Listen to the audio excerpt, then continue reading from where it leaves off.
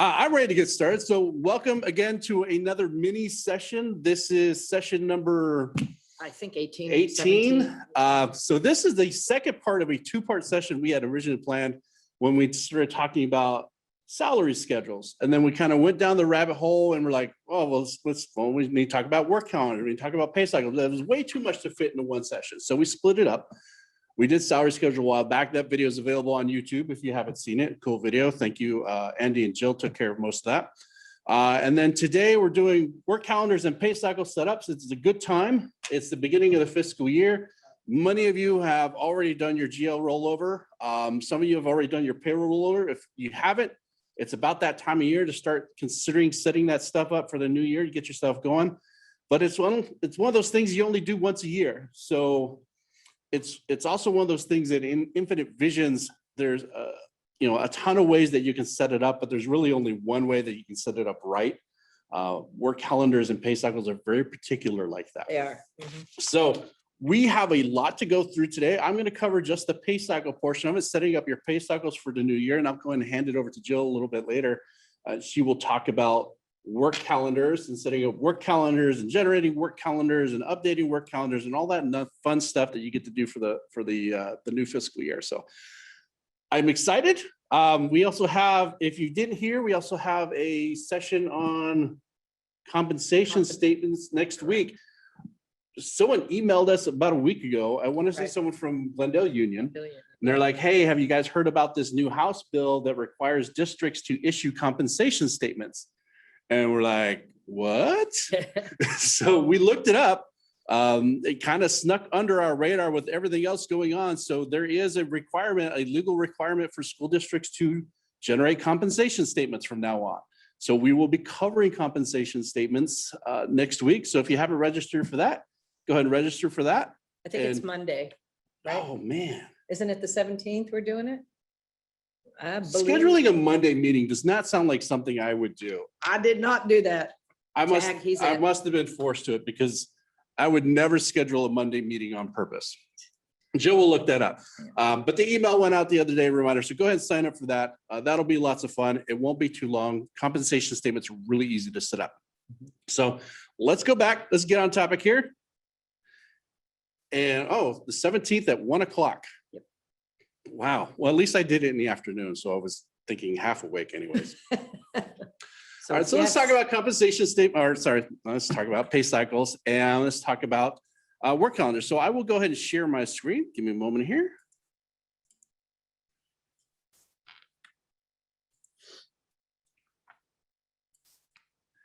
All right, everyone should be able to see my screen. If you can see my screen, give me a big wave on the screen. That's gonna have to be good enough. All right, so let's talk about pay cycles. So in this particular training database, we have already rolled over for the new fiscal year. We had the general ledger rollover, so we have our new fiscal year connection group.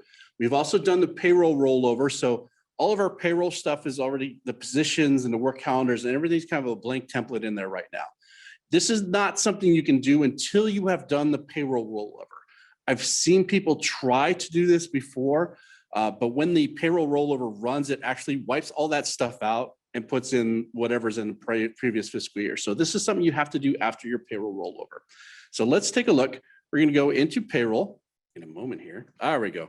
Into payroll, into configuration, into calendars, and we're gonna be working in the pay cycles and we'll be working in work calendars section today. So I'm gonna open up pay cycles. And here's our pay cycle from last year. Here's one that Jill was messing around with. I'm not going to touch that one. So we'll just look at the one that we had last year. So I'll crank this open. And here we see all the dates from last year are still there. Breakdown, kind of basic pay cycle, what's going on here. You have your description, your pay frequency, depending on when you have this pay cycle set to pay. If you have like a special pay cycle, maybe just you're doing like some quarterly payments, maybe you're doing some scheduled 301 payouts or something like that, you might have something a little bit different in here. Most everybody will have biweekly. In Arizona, it is actually against the law to go any less than semi-monthly. So we're going to do, everything's going to be biweekly for us. Bank account, Most of you will just have the one bank account. It will be whatever your main bank account is for your school district. And then all the pay period information. So let me open up a pay cycle or a pay period. I'm sorry, I mixed that up a lot. I will say pay cycle and pay period. It's almost like interchangeably. So if I do that, just kind of bear with me. Just look at the screen like, oh, I see what he's talking about. That's what he's talking about. So your pay period number, most districts, you guys are used to the pay period numbers. It comes out to 2 decimal places because it gives you extra room to lump in additional sort of what we call off-cycle pay period, which is outside of your normal biweekly pay cycle. So everything is a 0.00, which means technically you could have up to 99 off-cycle pay periods. Woe be to the district that has to do that. Right. You have some serious issues going down over there. Give us a call, please. We will help you. Let us help you. The pay period information is fairly basic. You have the start and end date of the pay period, the pay date for that pay period, the distribution type. So we have a balance and an actual, and this only affects those items if it is on a hybrid work calendar. Jill will talk about that a little bit later. So a balance or actual only comes into play if you are dealing with a hybrid work calendar. Payroll step, when you start out, everything is going to be 0. As you go through the payroll process, those steps 1 through 9, it will actually populate these payroll steps for you.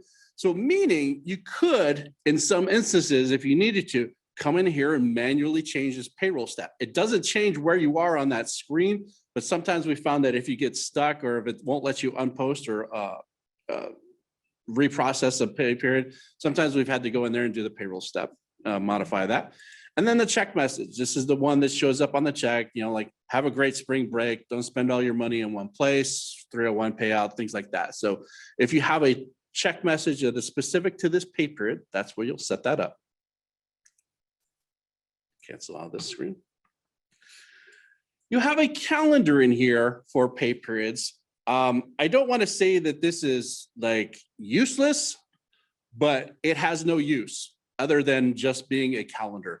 Open up Outlook or Google Calendar or literally anything else rather than looking at this little dinky calendar that hurts your eyes.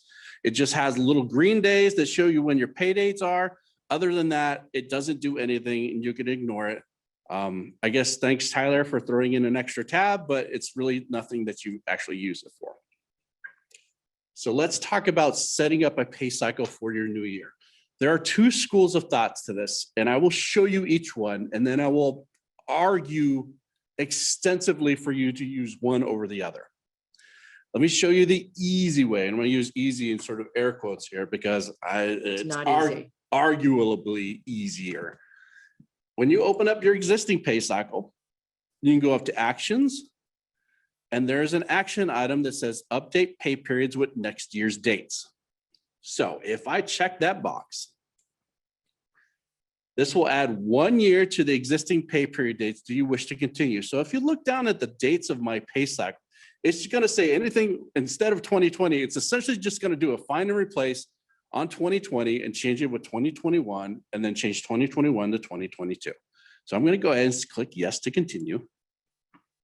And it's going to give me this little screen because it needs a starting place to kind of start out. So your first pay date, and I have a calendar open down here, like a legit calendar. So let's say our first pay date is July 13th, which is the second Tuesday in July.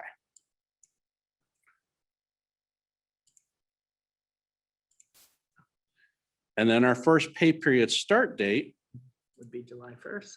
will be, now your gut tells you you want to be July 1st. Right. Your gut This is tells you where it you want gets to be July ugly. 1st. Because you are auto-generating these updates, what you need to do is you need to go back as you have to ignore the fact that your fiscal year starts on July 1, and you have to set it up as though you going back into June and paying June in here, because you have to set up a period frequency for the system to generate the rest of your pay periods. So if your pay date is July 13th, what would be your beginning pay period start date? Assuming it was like a middle of the year, what would be your beginning pay period start date? So if I go back my pay period end date, let's say my pay period end date is the 4th. All right, so if I go back 2 weeks from the 4th, which will be, here's 1 week, here's 2 weeks. So my pay period start date is going to be the 21st of June. So I will go here. First pay period start date will be June 21st. Generate biweekly, payday on a weekday, and then click OK.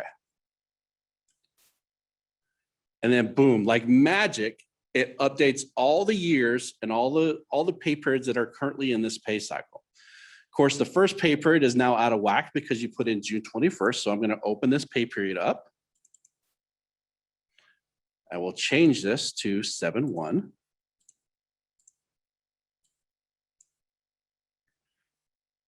And then scroll down my list here. Now we'll look at my last pay period. Like, oh, it ends on here. So I'm going to change this to, it's currently set to end on 7/3. So I'm going to change this to 6/30. And click OK. There you go. Here's the thing you need to be aware of when you do this. Any off cycles that you added into this pay cycle are still going to be here. So if I scroll up and down this list, I will see that there are still off cycles in here that were issued that may not be relevant anymore. For example, those ones that you had to generate, maybe you missed a pay or you missed a time. I'm not going to say you missed a time card.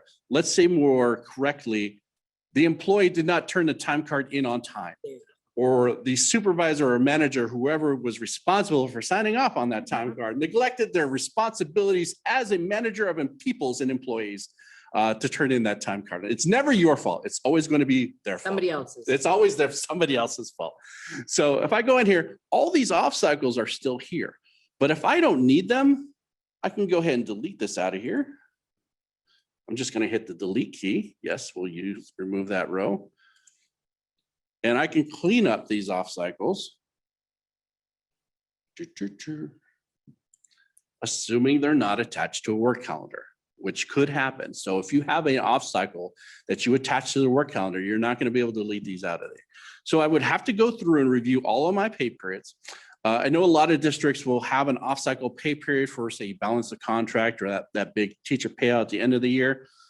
You can double check the dates on there to make sure they're where you want them to be. But other than that, that's all there is to it. That's how you update a pay cycle in Infinite Visions.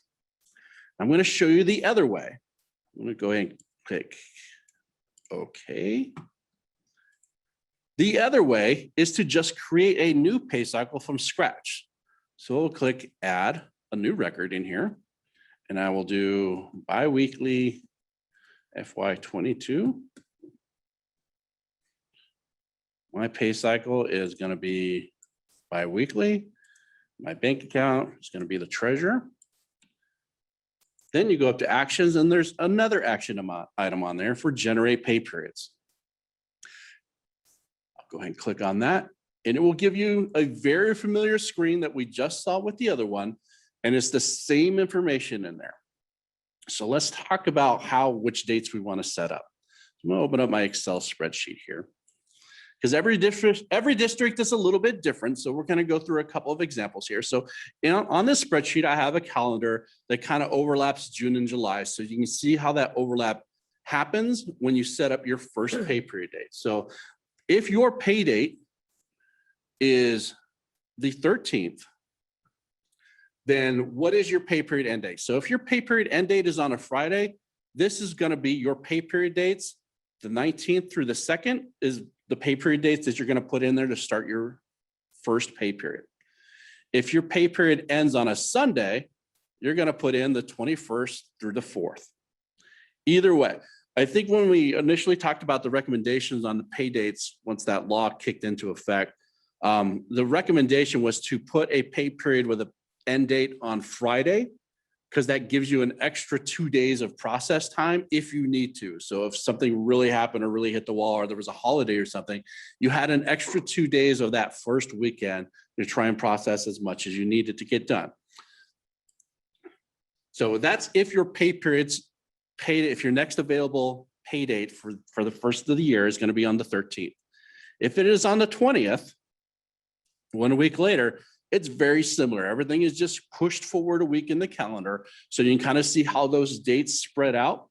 And you kind of see, so when you set up your pay cycle and you set up the generate pay periods, you can put in here. So I'm going to say, I'm going to use this one for example. So I'll say the 26th through the 9th with a pay date on July 30th. So I'll go here. 20th. June 26th. Yep. 20. Did you read that right? It was. Yeah, The pay date's 26th. the 20th. Yeah. Okay. And the pay date is on July 20.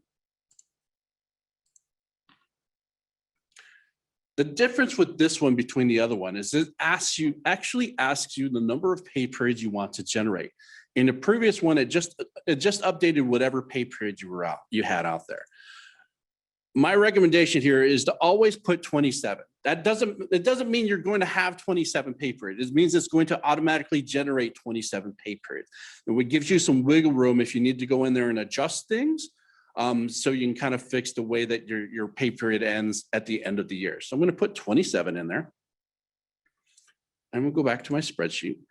And just as a reminder, you're always thinking in 2-week term, because Mike, if you'd have put July 1st ending on the 9th, your whole pay cycle is now going to set it by that first piece you put in there. So keep your 2-week cycle, even though it overlaps, and then you'll go back and modify it. Yeah, and after I generate, you'll be able to see what it's doing for the rest of the year, make sure everything is correct. So I'm going to go ahead and click OK to generate my pay periods. I know the first thing I'm going to do is I'm going to edit my pay period 1 to July 1.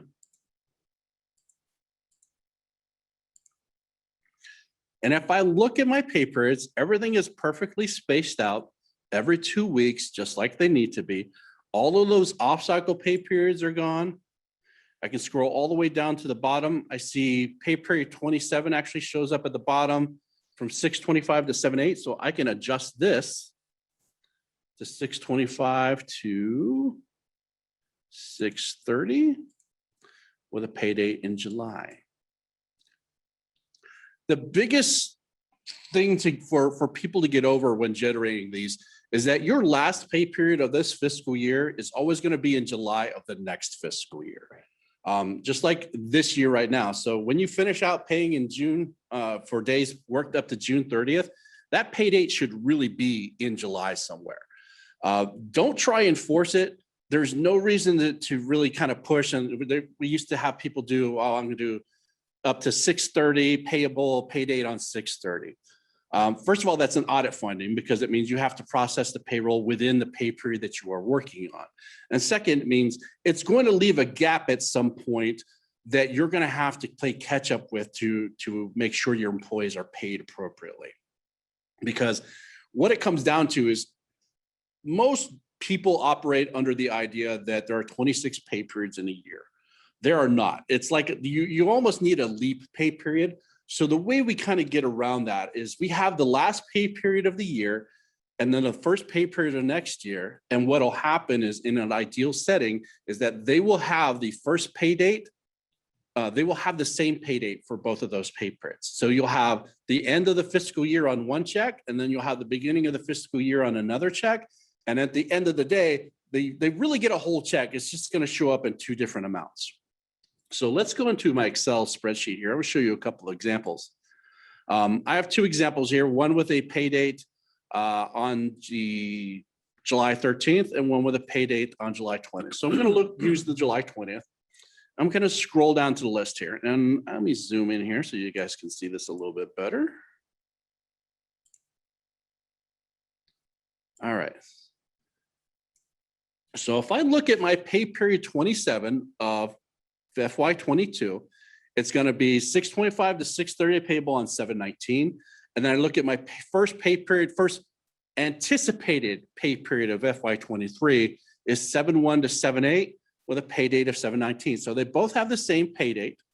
You will get 5 days of pay on pay period 27, and you will get the remaining days of pay on pay period 1. So that way, at the end of the day, your employees get the same amount. It's not, let's say, mostly the same amount without leaving a gap where you don't have your hourly people or your contract people waiting an extra week or two so they can get paid just because of the way the fiscal year switches over. Mhm. So I will have this spreadsheet available in the chat. As soon as I turn this over to Jill, I'm going to be posting a lot of documents in the chat. If you're watching this on YouTube later, the information will be in the link will be in the description below over to our Dropbox site. So this will be on here. I do have, just for giggles, I actually started making a pay cycle with assuming July 6th was your date.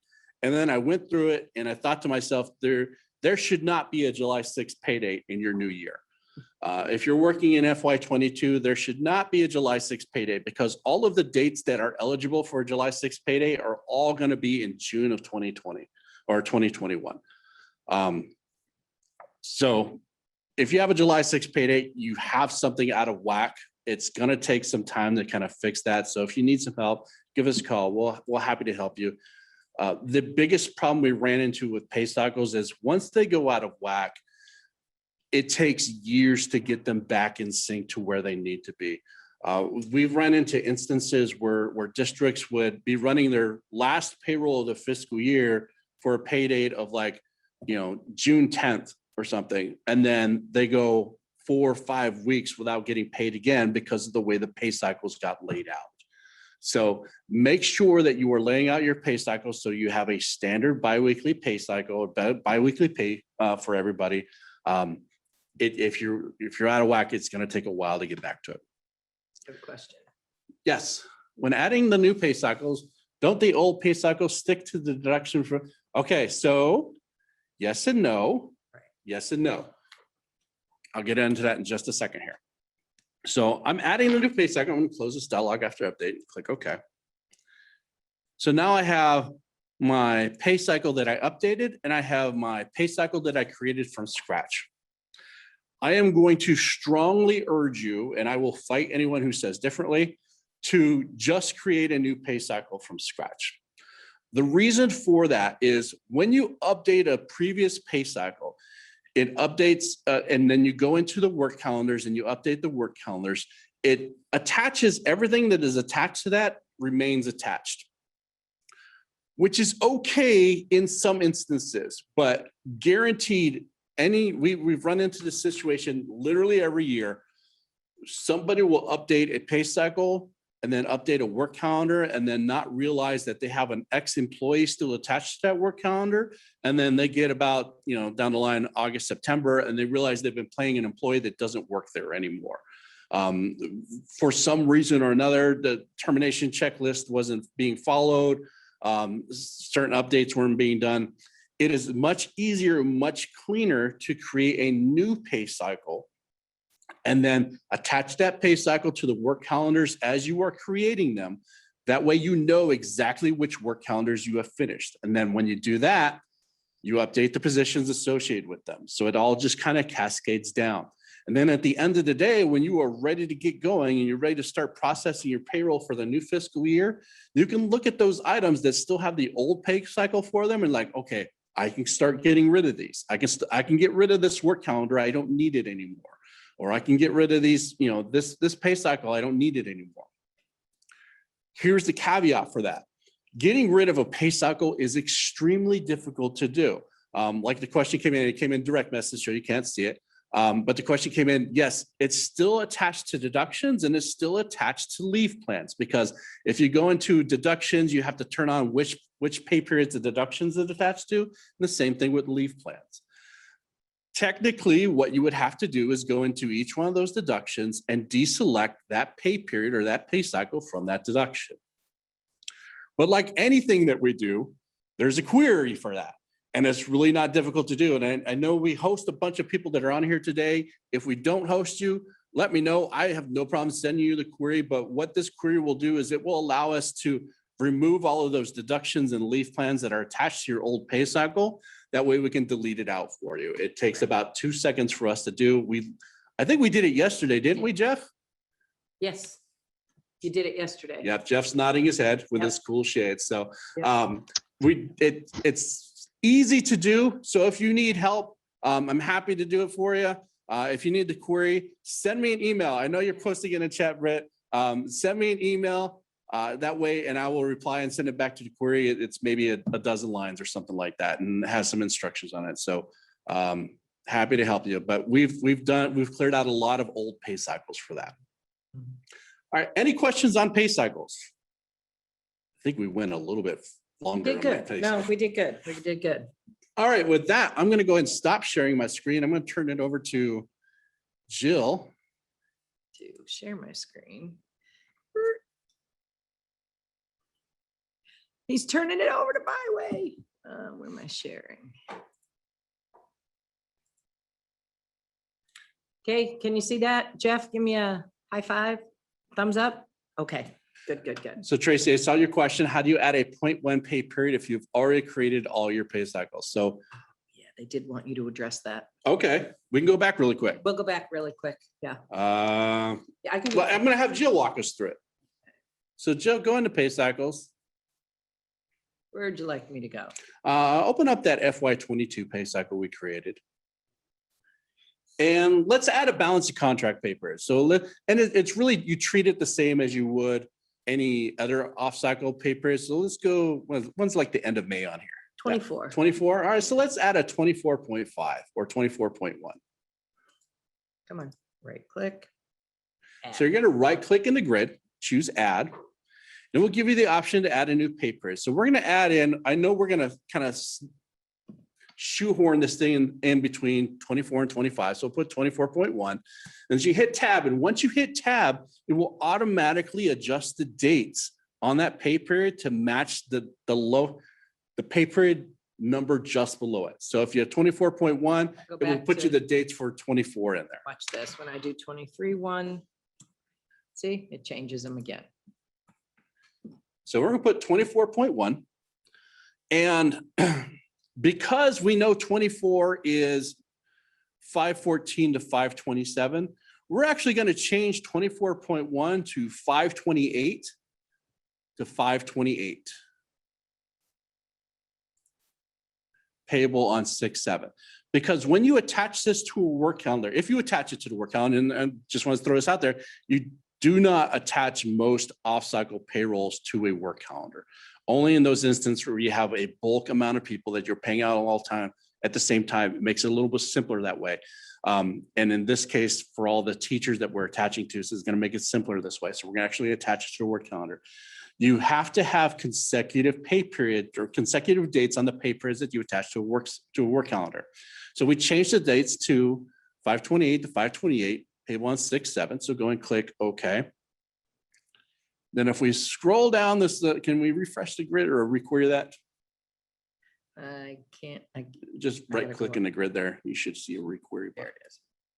There we go. Scroll So if we down. scroll down to 24, so we'll see 24 and 24.1, and they are consecutive. If you look at the dates, so they end, first one ends on 527, the 24.1 starts on 528, and then I can attach both 24 and 24.1 to a work calendar.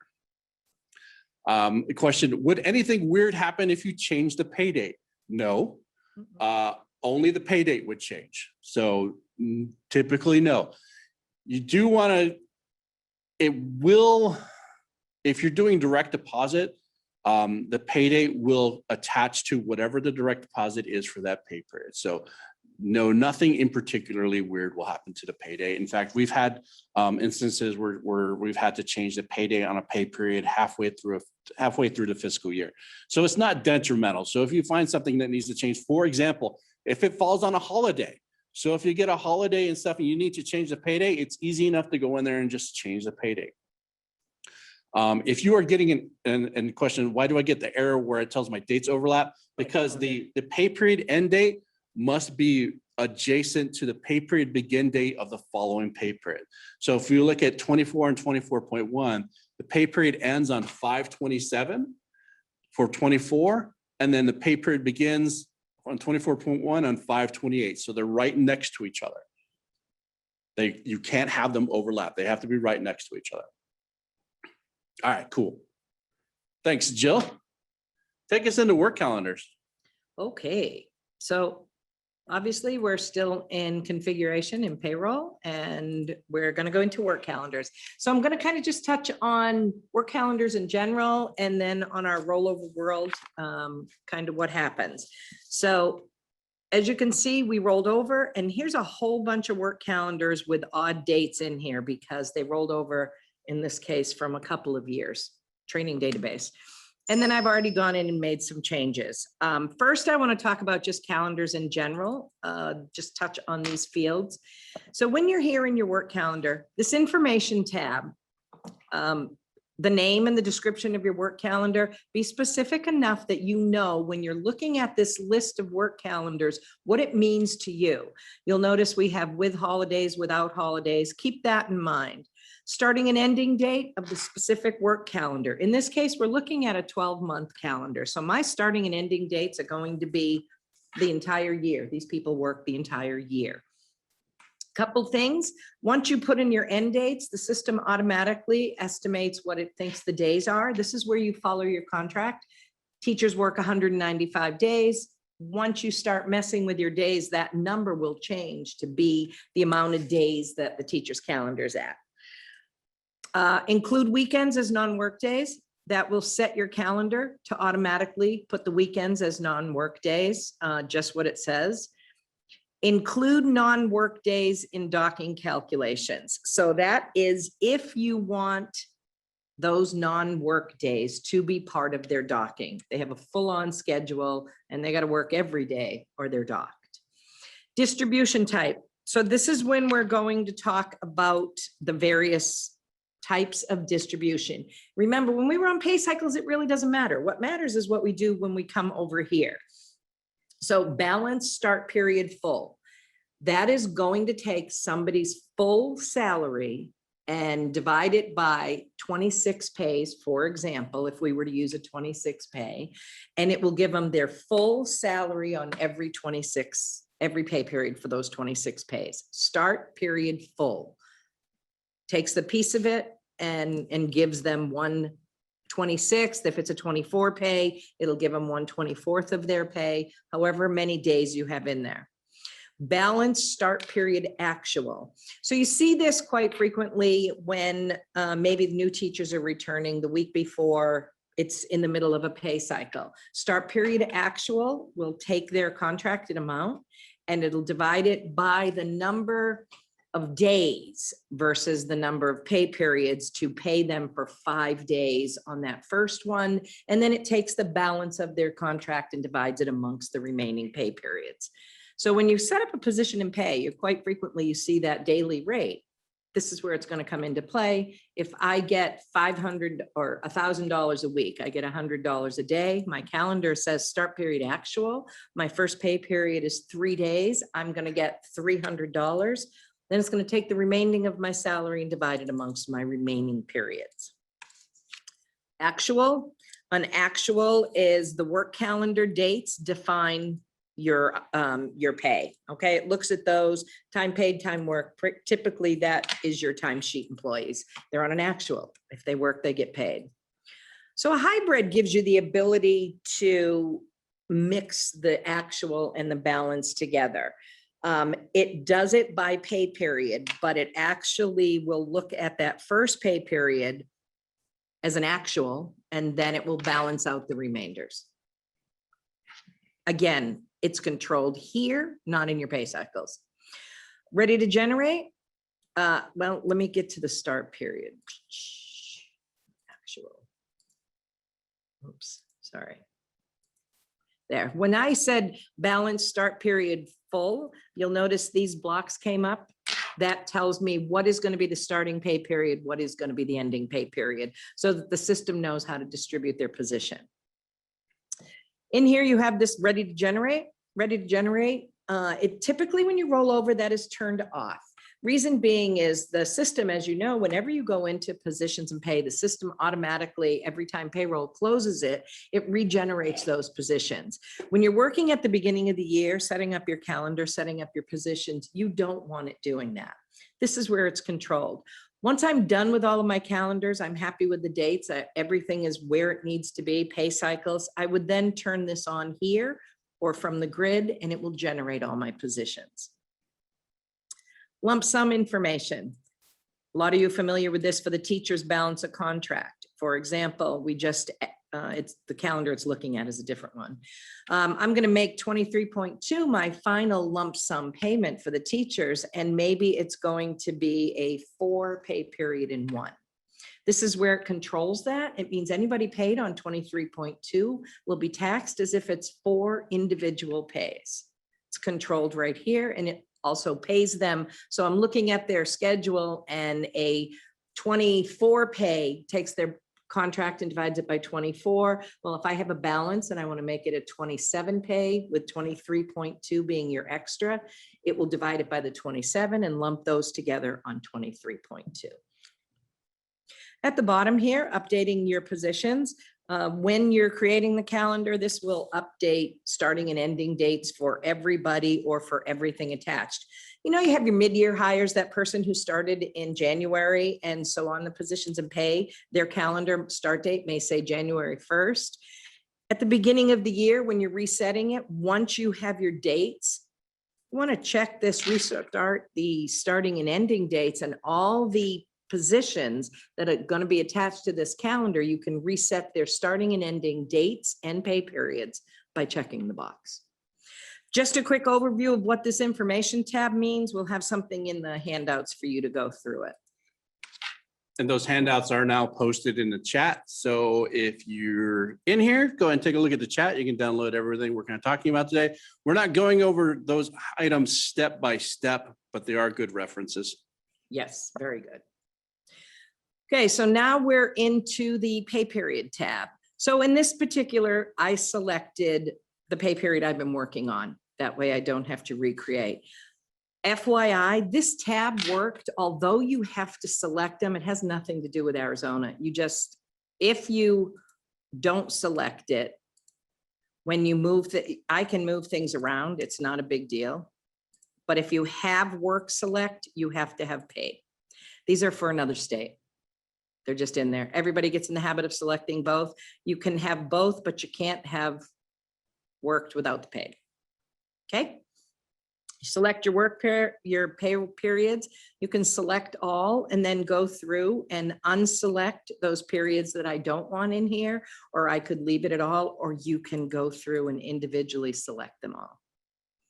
This is the periods that you've just set up on your pay cycles that are going to be attached to this work calendar.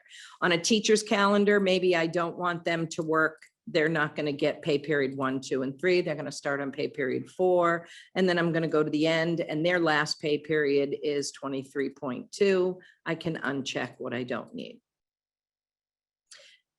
Calendar shows you the calendar you have attached based on this work site, based on the pay periods that you put in here. In here is your legend for what you're going to have for non-work days. Remember when I was on the information, I said include weekends as non-work days. Well, here they are. It already red marked all of my weekends, and it's hard to see here, but the green dates are my pay periods.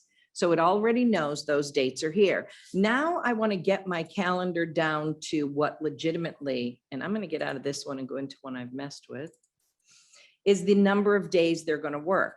This calendar is 182 work days. They're going to start on 8/16 and go to 5/18. So in the calendar, you'll notice my start date is 8/16. I controlled that from the information tab. If I change this to 8/12, when I go back here, it now changes it to 8/12. Then I can set my breaks. These red days are non-work days. I can set holidays if I wanted to put in a holiday. When you put the when you click on the day, this window opens up. I'm going to make this Labor Day. Oh, my fingers aren't typing today. And I'm going to give it as a paid day off. I can make it a paid day off. I can say it's a weekend. I could say it's a leave day. When I come back, now if you look at my legend, a paid day off. Right here, it's now yellow. If I go back to my information tab, I'm going to change this date back to the 16th. Because I need that day in there. There, it's still, now it's saying it's 100 and, oh, it didn't take. All right. I'm at 182 days. My calendar still says 182 days, and now they're getting paid for the 6th. If I just said, no, this is not a paid day off, it's just Labor Day, it makes it a red no pay day, and it changes my count at the beginning. So now they actually are only working 181 days. That's where you balance that to your contracts. One thing that I see very frequently is look at these days down here. These are from 16. This is very common when you roll over your work calendars. These dates came over because this same calendar has been used since 2016. Just delete them. It's just that simple. You can highlight them. And they don't hurt if they're there. They're just annoying to look at. They're very annoying to look at, but you can highlight them and you can hit delete and you can wipe them out. That's it. It has nothing to do with the days you're creating. Your creating ones will be at the bottom. It could get very big, very cumbersome. You can also throw this out into Excel and you can see what's on there. What did we do with this calendar last year? What days did they have or didn't have? And help you to clean up for the new one. They're like decorative pillows. There you go. They don't do anything. They just take up space. They take And up you know, the space. moment you want to lay down, you're just going to throw all those damn things on the floor. Right, there you go. So that's your legend that sets to your pay periods, that sets to the information tab. Be aware if you're paying on days, 182 days, that I keep this in the 182 day range. That's important. How are we doing? We good so far? Okay, so that's kind of an overview of calendars. Now we're going to just talk about, I've actually rolled over and now I have these calendars that I need to fix. It is all you're doing is opening them up and going through the steps. When is going to be their starting date? Change it to their current starting date. There we go. When is going to be their ending date? I'm going to just move ahead and change it to their ending date. Are their days still within the same cycle? What type of a calendar? Are you going actual, balance, whatever? You're going to set all that here. Make sure your pay periods are selected. I'm going to move it to our new pay period. I'm going to actually select them all. But if you'll notice here, I have them starting July 3rd. They don't need to, July 30th, I should say, they don't need to be paid until pay period 3. I have them ending at the end of May, so they will not be paid on my last 2 pay periods. I selected here. Save your stuff frequently. I have overlapping. This is where those, I took a calendar, as you can see here, pay period 8 started on 10/7, ended on 10/20, but because I'm now attaching it to a work calendar, you cannot have overlapping pay periods because you're attaching it to a work calendar. You can't. This is, I used to not have to have a work calendar for stipend. You could throw a stipend in and just pay it by itself. The system doesn't like that anymore, but it will not allow you to have overlapping dates. Oh, I have a lot of them in here. I'm going to use Mike's calendar because we know we didn't. Because Mike started his calendar fresh and doesn't have a bunch of crap in there. True that. Going back to my argument for starting with a fresh calendar or fresh pay Yeah, I cycle. figured that was going to bite us, but yeah, that's exactly it. Because by me taking an existing calendar, modifying all the dates, this calendar is attached to positions, it's attached to positions and pay. You cannot have overlapping pay cycles. So you have to come back in here and change that information. On your calendar, you're going to again look at your dates, look at your weekends, set up their holidays, set up paid days off. There's another tab that I didn't mention here is this leave. Let's do day after Thanksgiving. Okay. Oh, yeah, that's a really good one. So on the 26th, being that it's the Thanksgiving Friday, that is a leave day. We are closed and we're going to require all of these people on this particular calendar, they have to use their leave. It can be, maybe I have vacation, maybe I have a personal day, but we're going to make it a mandatory leave day. So I've set this.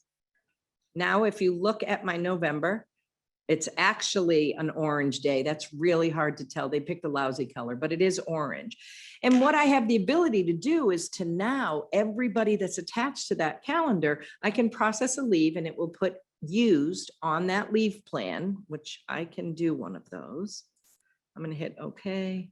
Let me just be clear. You don't have to do this, but this is an option because like many things in Infinite Vision, somebody asked for it. So you would use this in a situation where it's not necessarily a paid day off, but your office is going to be closed. So they can either take an unpaid day off or take a leave day off or like a vacation day. And the day after Thanksgiving is pretty popular for stuff like that.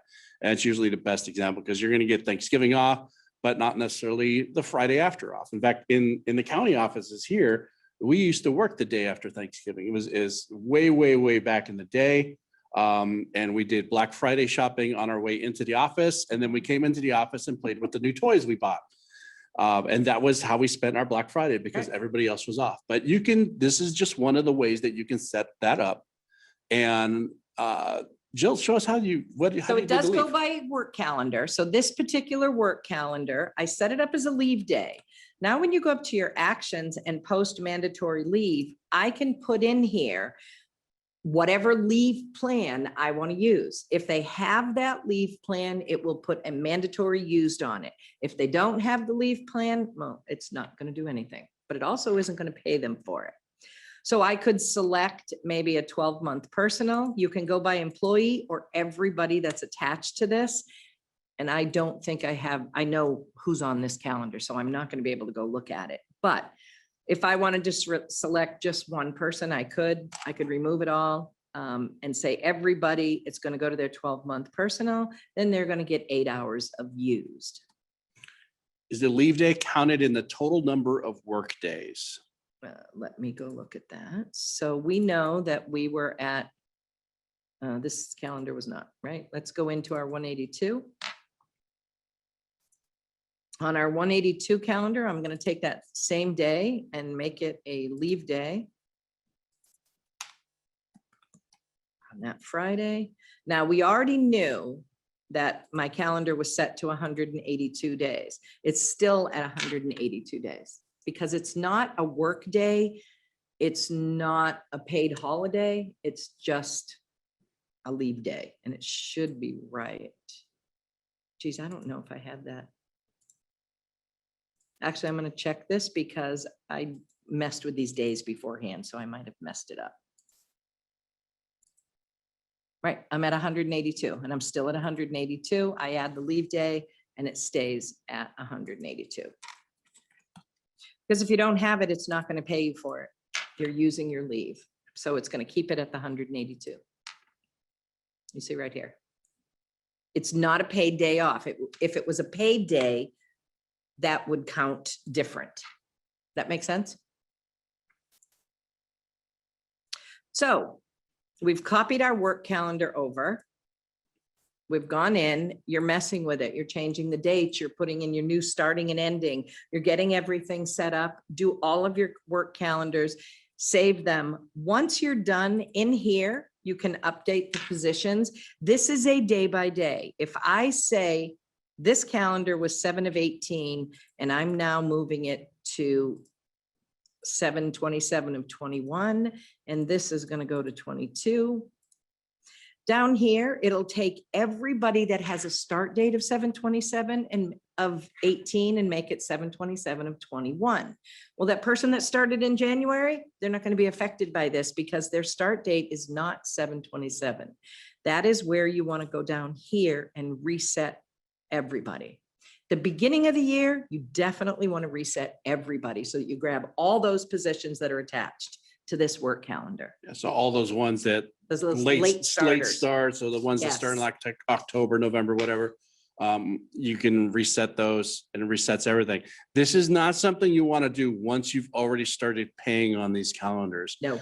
You can screw up so much stuff with these check boxes if you are not extremely careful. If you were to mess with these on mid-year, you can take somebody who started December 1st, and because I mess with these and their balance and they're a teacher, all of a sudden the system regenerates and wants to give them the first half of the year that they didn't work, it wants to give them all that money in their remaining pay periods. So do not mess with your dates once you've been going. But I see this very common where as you're making your new ones, you'll change these and you'll check them both off and then wonder why Susie didn't get paid. Well, because you need to reset everybody's. And you'll notice as soon as I check the bottom one, the options go away. Okay, so reset them all. That would be my strong advice. And basically that's the overview. Did it all autofill with a paid day off? Are you talking about the leave day? It will. If I go up here and I don't have somebody for sure that I could go check that, but if I went to post the mandatory leave and I said, everybody who has a personal, I want you to give them 8 hours. It tells me that I have 182 people attached. Do I want to continue? When I say yes, it will populate in their leave plan as used and it'll say mandatory leave. So you'll see it in your leave plans.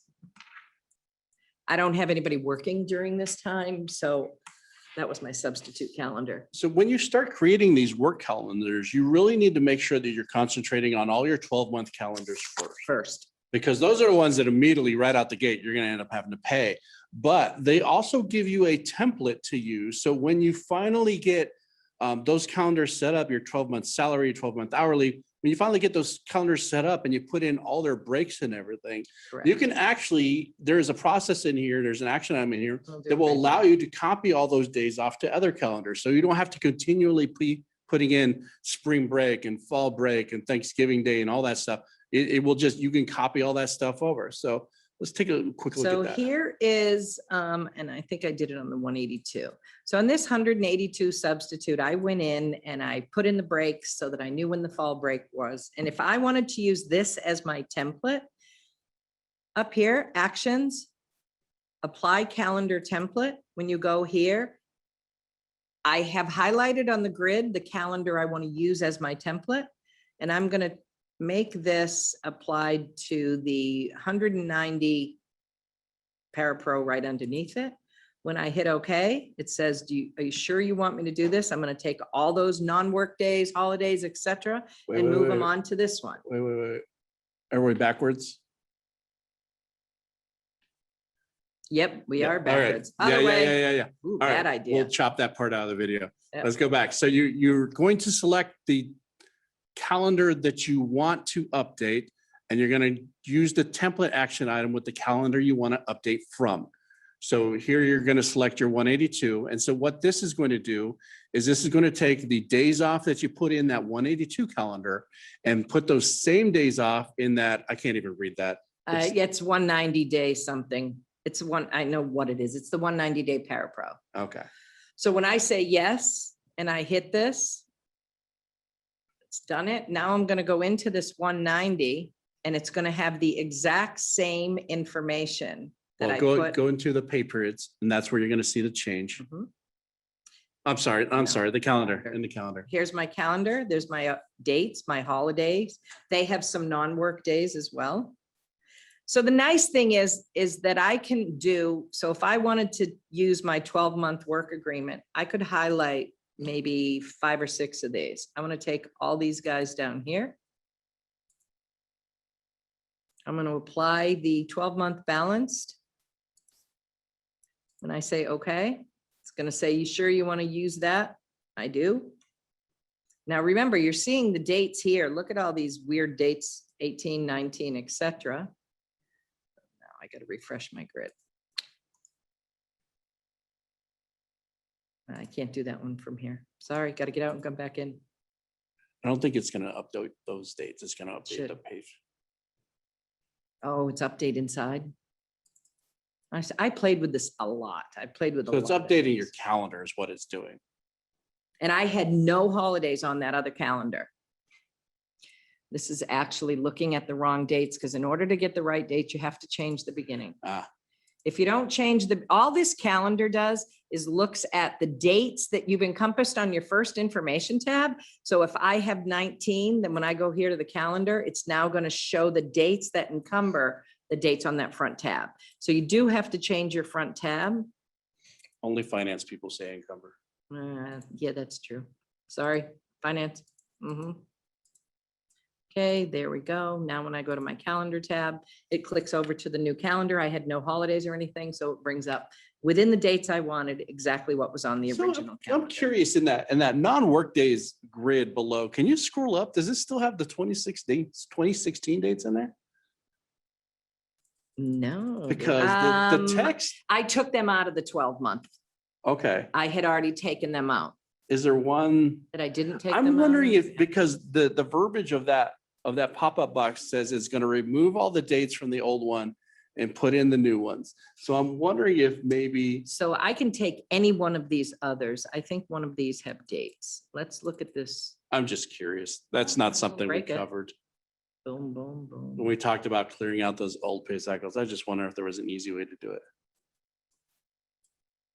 It says 21 and 22. No, but I can look at that. I'm going to look at that because that's a good point. There are some that have some serious old dates in there, years and years and years. But if it'll copy it over and copy the template and wipe out those old dates, That would be cool. that would be very cool. I'm going to look into that. I'll keep you We'll posted. play on around with one. that. We don't know everything, but we like to think that at least we can go find out answers. We can. So that's kind of work calendars. Don't generate until you're done. You have a couple of action items here. Copying the work calendar will do exactly that. So if you get one that you really like and it's your 12-monther and it's good, aside from the template, if you don't have a bunch that you want to attach, you can copy it and make a copy, rename it, fix it, and use it from there.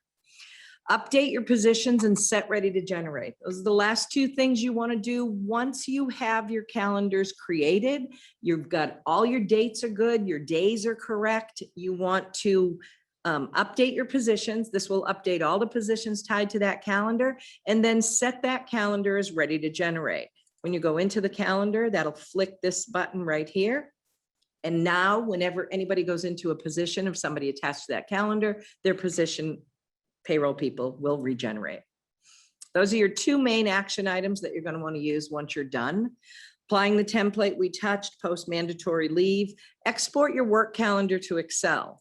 So I have this 182, I can export it. Now there's quite a few districts that like to give the teachers their work calendar. You have the option here of putting in the calendar or just the dates and including your legend. So when I select calendar and I say include the legend and I hit OK, this throws it out into Excel into a cleaner format that you can then distribute out to your employees. Let's take a look at that. It's really cool. I seem to remember that when this came out, there were literally cheers in the user group meeting when we saw this. Yeah, this is it. And I know quite a few districts that do use And this. I think Betancourt was the one that was showing it. And it's one of those I things have that, it, actually, I already pulled them wow, out, so cool. yeah.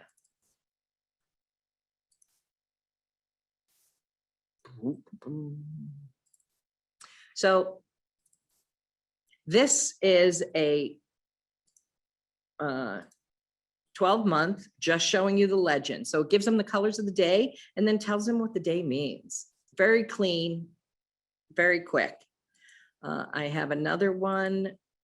This is just the calendar.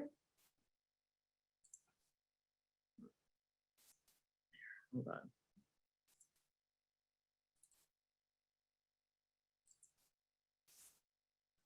No legend, just the dates. Their work days, their non-work days. So you can print this out, PDF it, put it on your website, email it to your staff. Then we have this last one. Just a big old list of the dates, work Oh, days, that's weekends. horrible. It's very horrible. You usually don't want to include this because that's not going to do anybody any good, but it's there. So Brittany, we'll check on that. And when we send out the information on this video, we'll make sure to include that information, whether or not it actually removes those old dates. I'm curious as to whether it does. That was just the one thing I kind of noticed, that maybe we just haven't seen one with the old dates. Or we haven't So we'll looked at check. it, and we have a lot in here with old dates, so I can really get in here and do that really quick. So yeah, we'll update that. We'll take a look at that.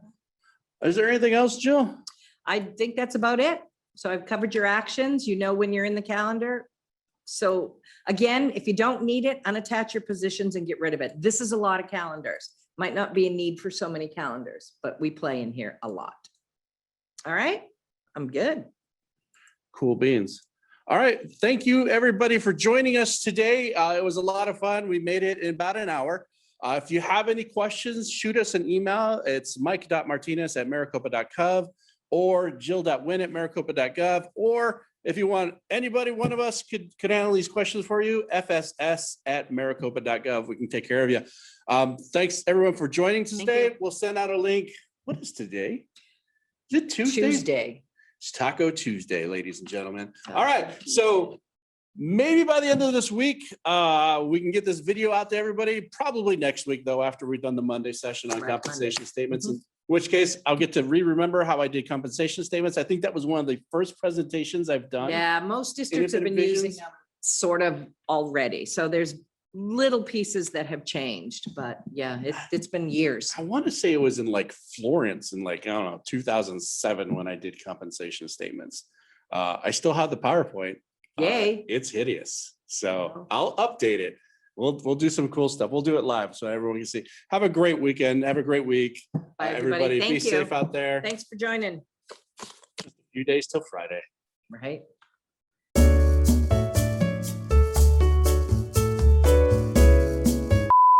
I gotta run to the store during lunch today.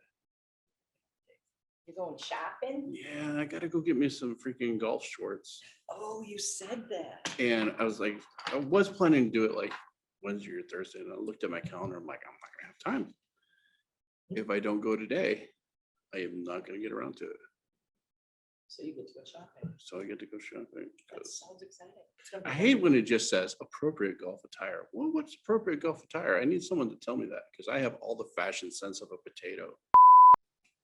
You should be able to hear us, Myra. Everyone wave if you can hear me. All right, so our sound is working. Check your speakers, Myra. Oh, I totally told her. Hold on, it's just you. Oh, right, because she can't hear. Wow, I felt dumb. That's like, is your email not working? So send an email over to IT and tell them. So, Myra, I apologize. I know you can't hear this, but I really was trying to help. I'm gonna go shut our door here. In case we get loud and rambunctious. Oh, in case these rambunctious people around us get loud. Oh, my watch thanked me for being active, shutting the door apparently. I have a low activity threshold. So funny story, a couple days ago, last week maybe, I discovered that Snapchat, you can go to Snapchat and you can actually download a Snapchat camera for your computer. And it does cool stuff like put filters on your Snapchat. So in our main window, we don't have it.